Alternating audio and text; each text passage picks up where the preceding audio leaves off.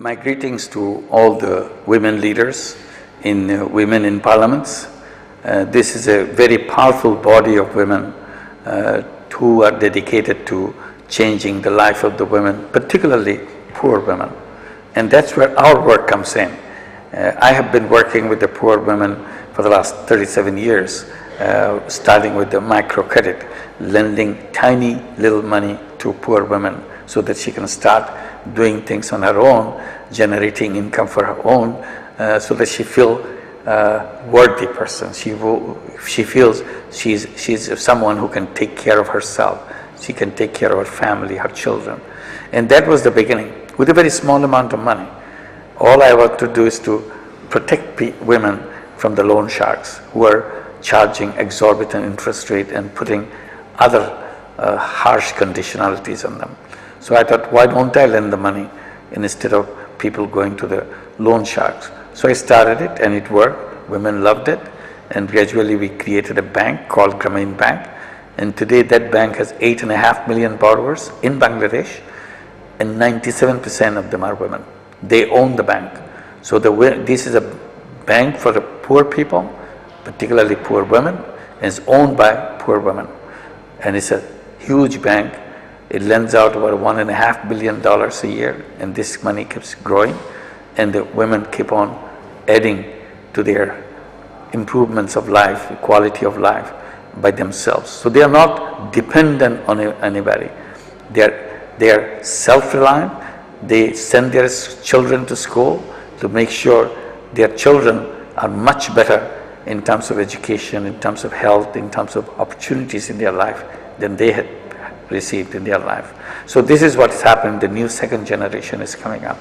So one thing we learned, if you address the women in changing, in helping the change of their lives, it works such a beautiful way. They do it in such a dedicated way. And the impact in the family is just super. It's an amazing impact you see right away. So that's what we have done, helping the poor women realize their own existence, that yes, we have the creative power, we can make our things happen in our own way. And they did that. And this is how the story of Grameen Bank. And not only it has empowered these women who are absolutely at the bottom of the ladder in the society, but they came up on their own and a self-reliant person. And they didn't depend on anybody else's assistance or mercy or anything.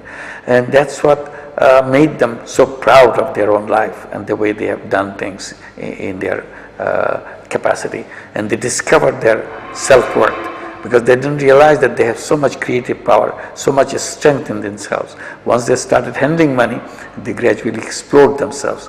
So the money that we give is not simply a loan, that a money amount that one has to pay back, which is true, but at the same time it becomes a tool to explore themselves, finding out the capacity they have locked up inside of them, never knew that they have so much power. So what that empowerment women has taken place in Bangladesh impacted in so many other things, beyond the preliminary idea that this will happen. It happened. The whole society of Bangladesh has changed. We have become the first, I shouldn't say first, at least one of the first countries perhaps, to achieve the Millennium Development Goals. Millennium Development Goal number 1 is to reduce poverty by half by 2015. And Bangladesh has achieved Millennium Development Goal number 1 in June of this year, in 2013, which means 2.5 years before the end of this term about achieving Millennium Development Goals in 2015. So which is a tremendous accomplishment. And it could happen because we empowered women in many ways, in many directions, in healthcare, in bringing financial services, bringing education to them. In many ways, that has helped achieving the goal, the Millennium Development Goal number 1. So this is very important to address that. How to bring technology. We try to bring technology to the women, because once the women have the financial services at their disposal, once they have the technology in their hand, once they can enter into many diverse areas of their life, about healthcare, about education, about information, communication, and all those things. So this is what we are trying to do, bring education, bring technology in the hands of the women, particularly poor women. And now the second generation is much more empowered because they have the technology which never dreamt it could happen.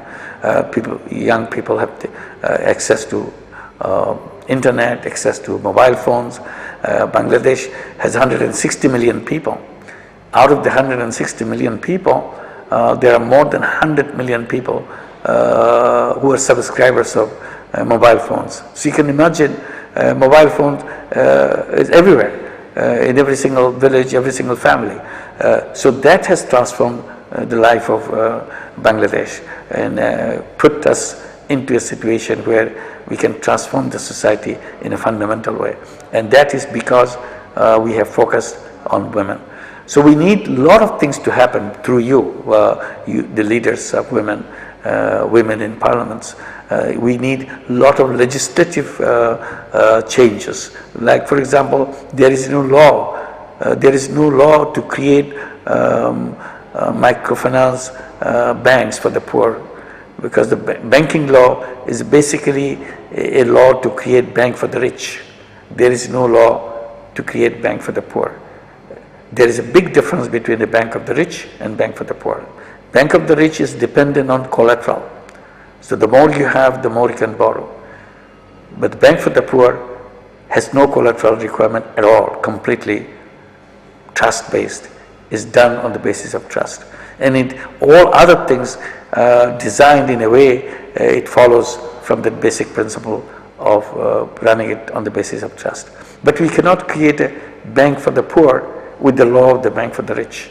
So we need a separate legislation for that, how to create a bank for the poor everywhere so that these banks can serve the poor people.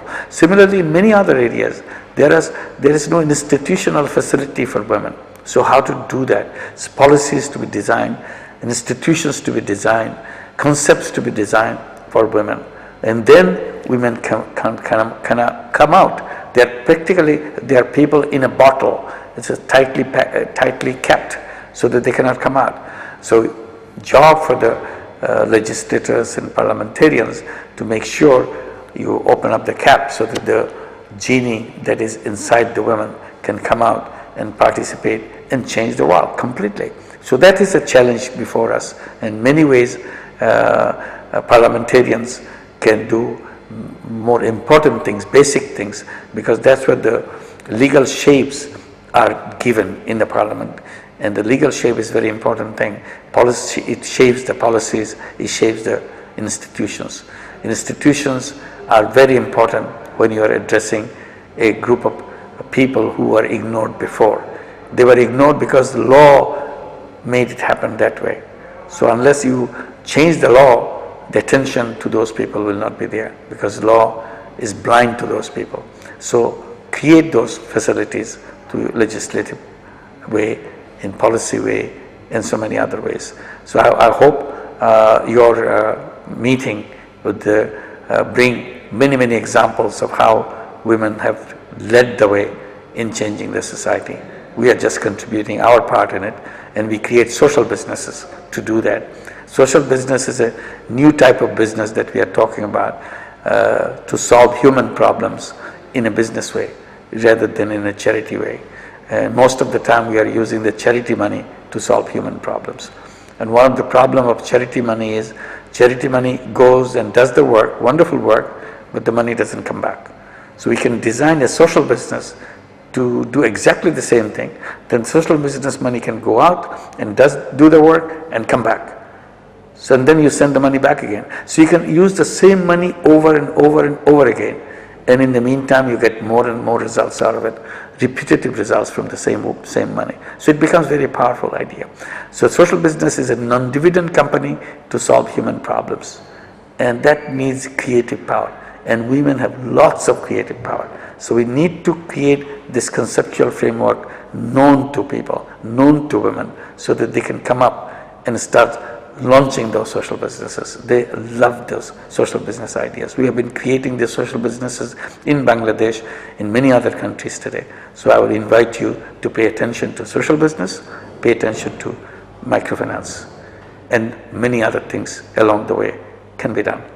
Thank you very much for inviting me to say a few words to you. I appreciate that. Thanks a lot.